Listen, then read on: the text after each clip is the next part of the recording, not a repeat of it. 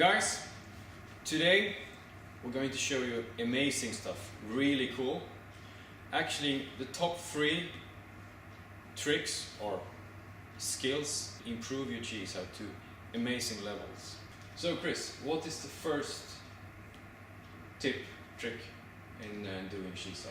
Alright, here's a really fun trick. So the first part into improving your chi sao is whenever I'm in chi sao, we have one guy chasing and one guy getting chased. You might not know it. If you look at a video with a master and his students training, the master will be imposing his will kind of early on, right? So we're doing some chi sao.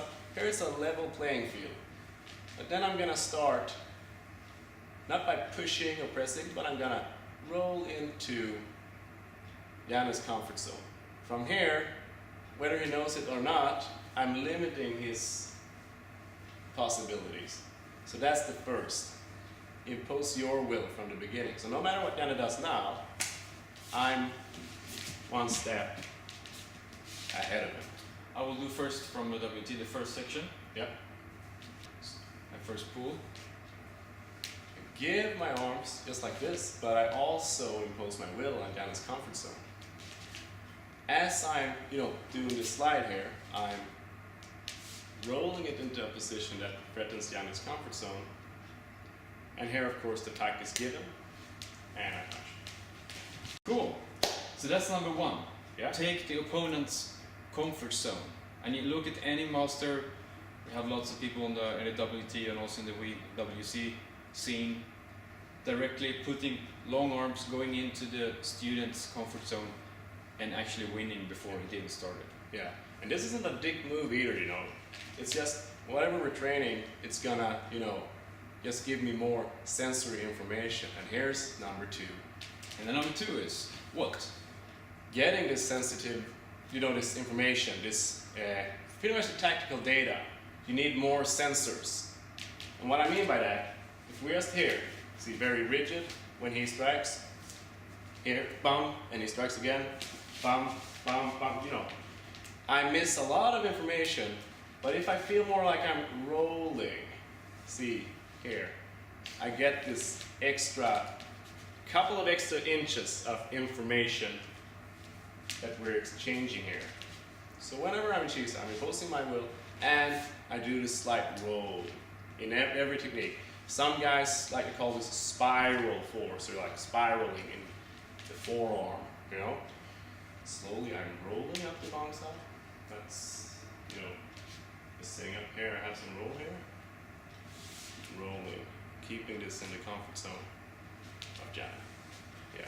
And the third part, which actually builds on the first and the second. If you don't have the first and the second, you can't do the third. So which is that one?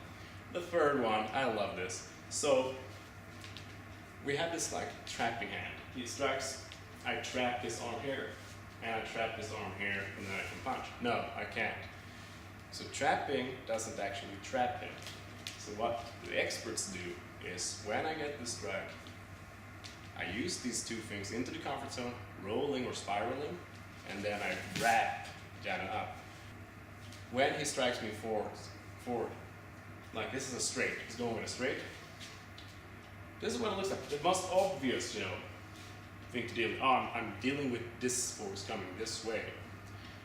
But what I don't notice here, if I'm doing this way, Janne is actually using a lot more force than just forwards. He has this muscle in the chest that's pulling this way. He has the shoulder pulling this way. So what I can do, if I use these 2 first parts, is I can wrap him up using his own force. I use these 2 things into the comfort zone, rolling or spiraling, and then I wrap Janne up. So, yeah, I think that sums it up. Is it clear with the wrapping part? Yeah. So basically, how to dominate in chi sao is that if your opponent isn't like this or like that, whenever you're touching, whenever I get some kind of sensory input here, he's striking, if Janne isn't already wrapped up hugging himself, then there's a chance he might win a chi sao. But if I control all these 3 parts, see, if he makes me hug myself, then I'm gonna have to rely on different tricks. and we'll do another tutorial about that. Sound good? Yeah, Everyone happy? and see you next week.